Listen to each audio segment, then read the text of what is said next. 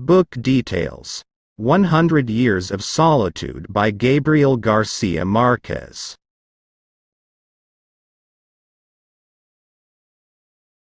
Title: 100 Years of Solitude.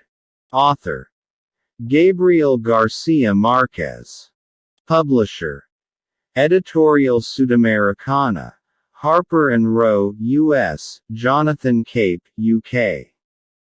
Genre: magical realism, historical fiction, classic literature. First publication: 1967. Language: originally published in Spanish, translated in English by Gregory Rabasa.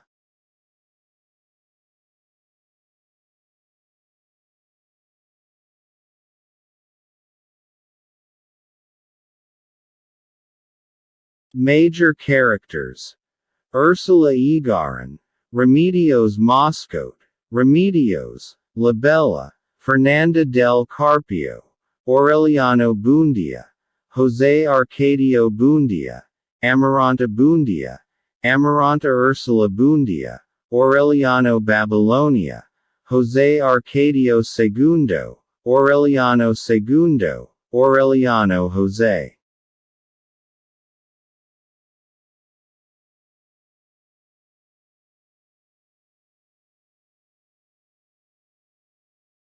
Theme: the circularity of time, solitude, progress and civilization, magic versus reality. Setting: Macondo, Colombia. Narrator: third-person omniscient.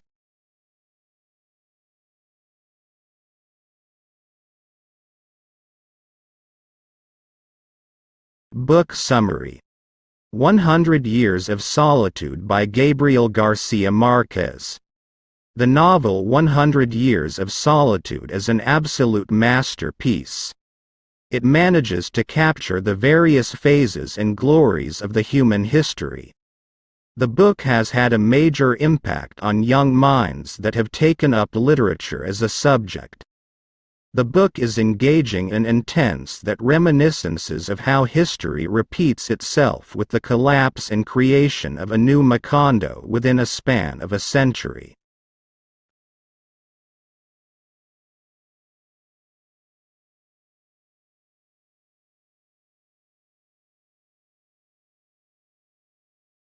The fall and rise of the Bundia family is captured in the backdrop of all the strife that Latin American societies have witnessed. In this novel one will come across this family name spreading out over 7 generations. The book was originally written in Spanish but has been translated into 37 languages and till date has sold over 30 million copies.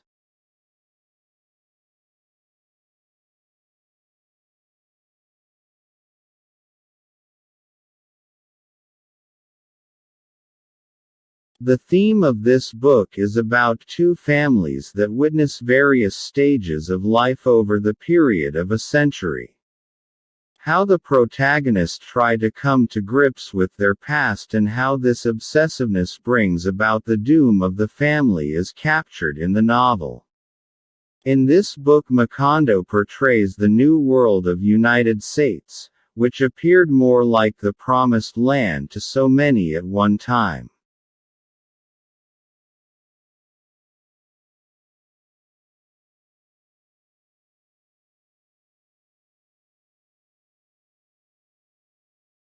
But over the course of history it came to be accepted as another illusion. The book can be defined as the fine work of a master writer, about work realism. In his imaginary place metaphors and beliefs have become ordinary facts and life has become most uncertain.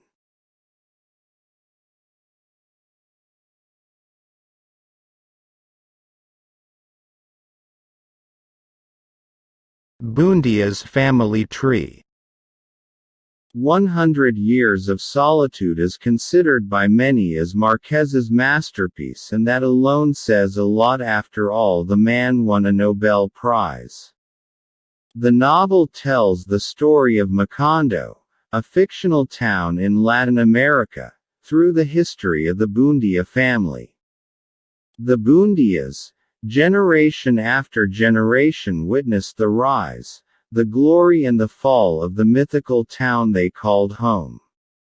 In their joys and their sorrows, in their fears and their passions, one sees all of humankind, in all of her tragicomical glory. And in the history and myths of Macondo, the reader sees all of Latin America.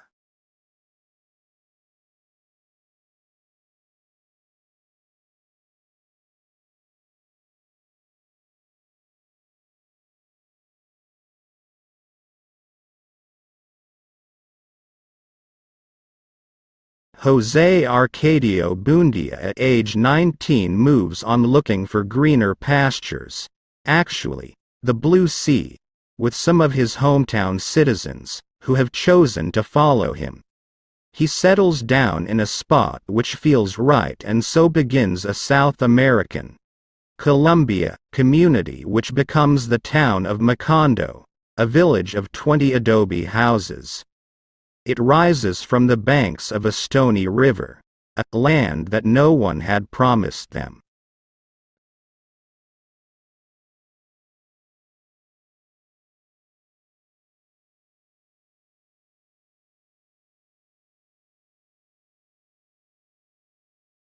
He really had been through death, but he had returned because he could not bear the solitude.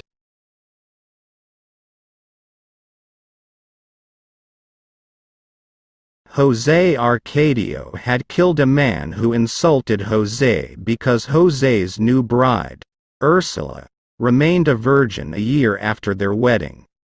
She was fearful of producing children with birth defects since the people of their original home village had interbred for centuries. It was possible they were closer than the cousins they believed they were. After Jose kills the man who insulted his virility, he goes home and impregnates Ursula, after which, they pack up and seek their future somewhere else.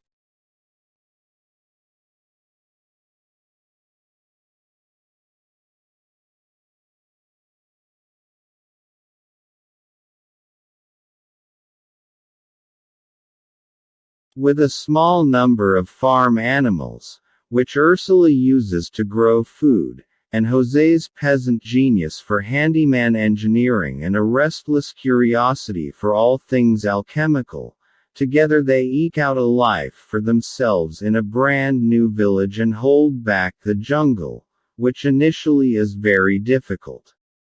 They are almost entirely oblivious of the outside world except for occasional visitors, which include fairground caravan gypsies who bring mystical wonder, willing to make the weeks-long trek to the little isolated town. It will be decades before roads and railroads permit the travel of government soldiers and banana corporations to invade the little community, bringing new blood along with shed blood.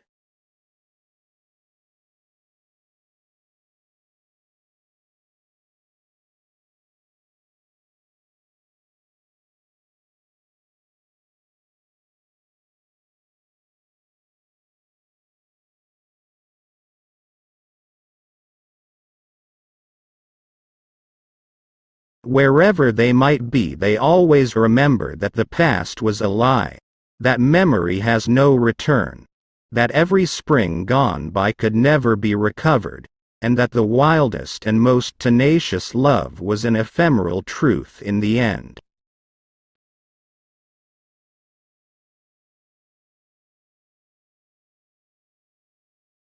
Five generations and a century later, Macondo and its founding family is struggling under a weight of decrepit devolution and decay.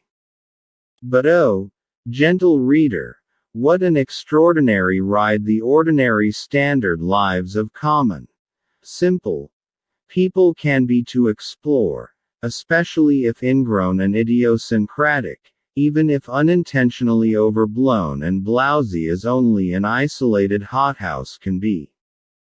By the last page, all of the ordinary perfidies, wonders, delusions and magic of human loves and passions possible since the beginning of humanity has been revealed to us readers, if not the individuals of this family.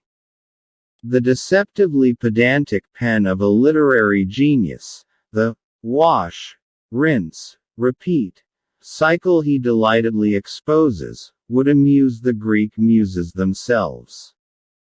He makes the false promise of human evolution painfully clear.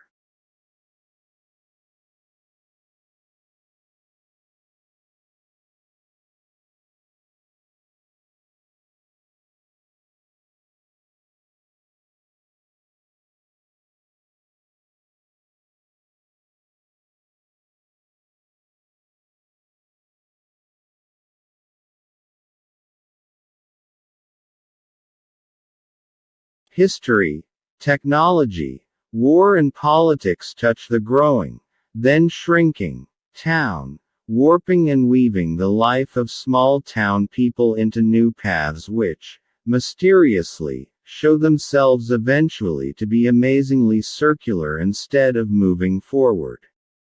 Each generation begins anew, or at least, they each believe themselves to be fresh and original, and even sometimes solely unloved or unlucky, although each feels shackled by being named after fathers, mothers, aunts and uncles previously born, honorifics passed down like ancient artifacts which the parents, perhaps, hoping unconsciously, that the next generation will accomplish more and better things with the family names. Alas! More than names are passed down. Bodies seem all alike in the darkness.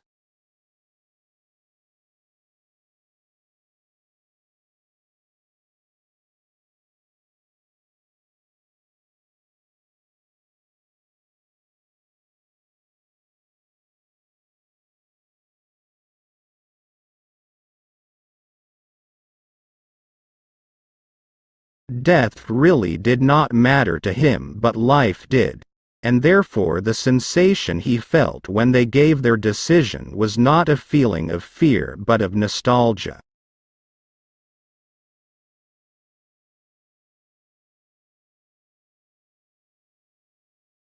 However, the talented Marquez has us laughing or feeling shocked while we gawp at the bizarre antics of the Bundia generations, until you remember a similar story about your relatives that came from the lips of your own grandmother or stepmother, if she dared tell it.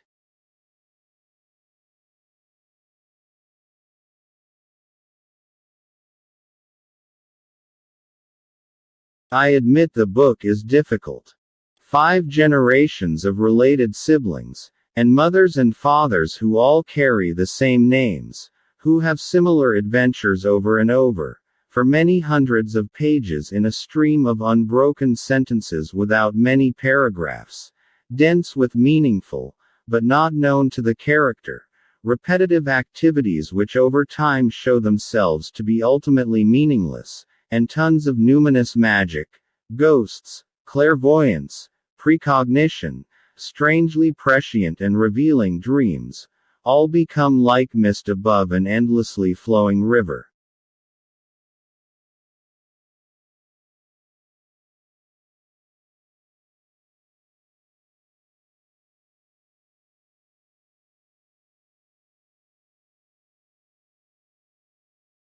The secret of a good old age is simply an honorable pact with solitude. Rivers are notorious for their constant change of moving water sparkling past our dazed eyes, promising us a ride to unknown adventures, soothing and exciting us at the same moment, rich with metaphorical and metaphysical meaning for us creatures of stardust and desire. But it's only water, after all.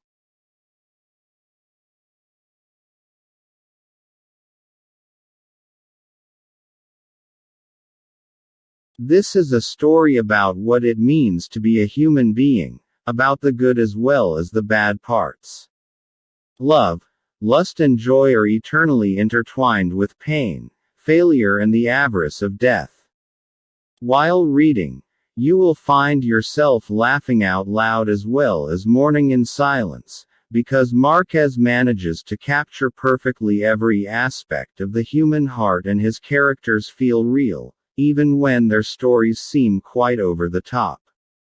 But that is after all what magical realism is about, making the reader believe that a man can be chased by yellow butterflies wherever he may go, that magic carpets not only exist, but are hardly more remarkable than a huge chunk of ice, and that beautiful girls sometimes do ascent to heavens before their families' hardly surprised eyes.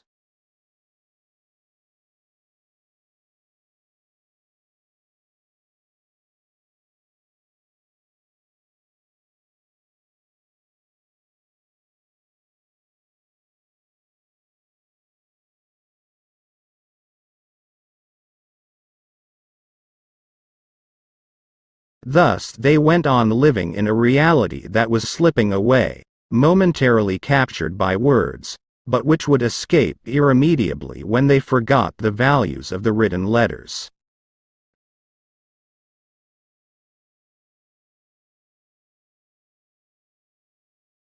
Gabriel Garcia Marquez is one of the most gifted writers I've come across. His stories come to life in front of the reader. He hardly writes books. He creates a work of art. He paints pictures, but instead of brushes he uses words. Sometimes he can be a bit overly dramatic, and that is the reason why I never feel 100% connected with any of his characters, but the enjoyment of reading his books never ceases.